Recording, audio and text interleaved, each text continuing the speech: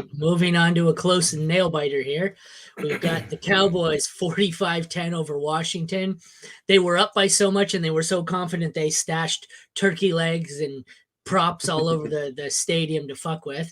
And I'm not making that up. Read the article. Dak, they had stuff all planned all over the field. I didn't get to see much of it live, but okay, so we got a huge day out of Dak, 331 and 4 touchdowns.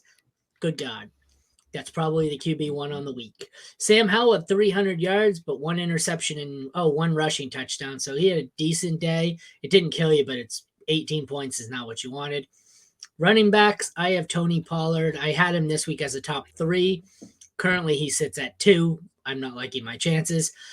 He had 13 carries for 79 yards and a touchdown. A lot of receiving work, didn't do much with it, but 6 for 24. Rico Dowdle had 3 carries for 11 yards, but he had a receiving touchdown.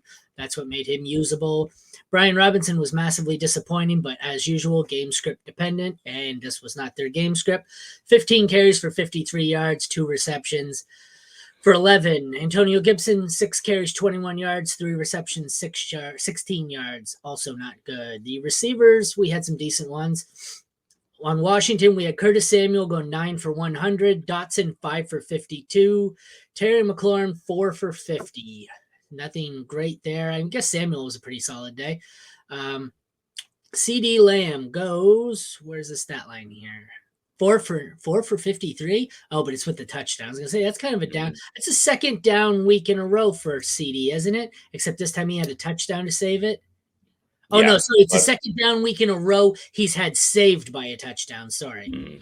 Yeah, that's what it was. So he's still managing to put up more than 15 points, but last 2 weeks he's been living on touchdown luck after monster performances here. But Brandon Cooks 4 for 72 and a touchdown. Kavontae Turpin 2 for 49. Did he not have a long? Oh no, sorry. Yes, he did. I switched players here by mistake. You're right. It's 1 for 34 on the long touchdown. That's what I was looking for. Tolbert's 2 for 49. My bad. Tight ends were all pretty much useless. Thomas 2 for 15, Cole Turner 1 for 29, Ferguson 1 for 35, Schoonmaker 1 for 12. Hopefully you didn't start any. Hopefully you didn't start either kicker, although Aubrey, I guess, didn't kill you. Nobody was starting the Commanders defense who put up a negative. And if you had Dallas, they were probably your DST 1 or 2 in your projections because you could all but literally, I bet a Deron Bland anytime touchdown this week. That's how much he's been scoring. And I hit it at 17-1. Nice. Yeah, that's nice. Yeah, 17-1. They had 1 interception, 10 points allowed, 4 sacks, and the touchdown by Deron Bland, setting the NFL record. They were awesome. They are like starting a third quarterback in a Superflex league. What do you guys got here? The Cowboys offense is just absurd. It's Dak's world. We're living in it. And Lamb, he led the team in targets. I wouldn't worry about Lamb. That's 9 targets. Like if you get 9 targets a week from Lamb, like it's just money in the bank. Pollard, he's getting usage, and it finally paid off. So it's interesting, like Pollard finally coming along, Christian Watson's finally coming along. All these guys we liked in the preseason finally showing out. It's just sometimes it's process plays, but it might be a little too late for these guys for you this year. But yeah, like this is Pollard's good. Dottle, he can, in matchups like this, he can get you a touchdown, which is what he did.